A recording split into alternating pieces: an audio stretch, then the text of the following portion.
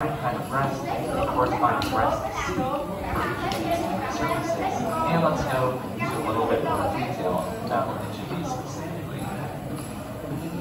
So the occlusal breast is a rounded, semicircular outline form and can be described as a spoon shape. Occlusal breast would contact the occlusal surface of any posterior abutment tooth. So premolar, vestibulate, or a molar like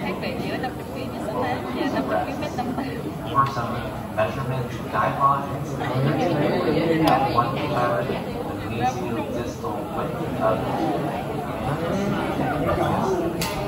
How the rest of the tooth is, that's roughly about 1/3, maybe a little bit more than 1/3 of the distal width of that tooth.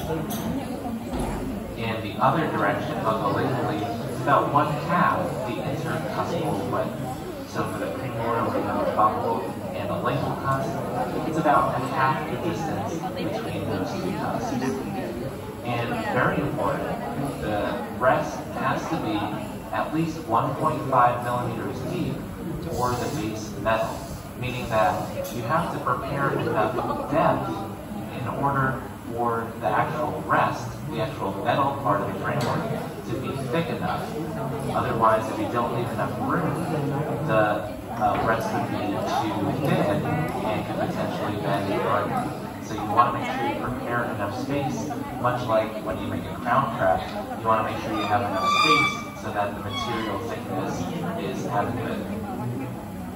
Notice also how the floor of this tooth preparation inclines apically toward the center. And that's what this black line is showing here.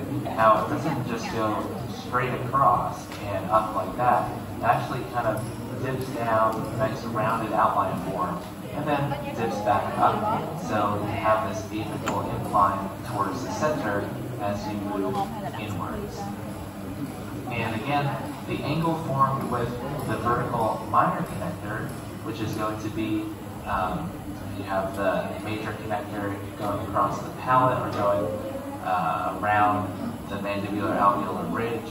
You have the vertical minor connector, and it ends in the rest.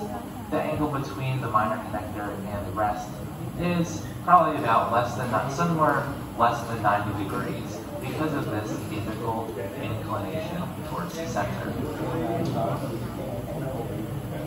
Next we have the cingulum rest, which is much different because it's on a different surface.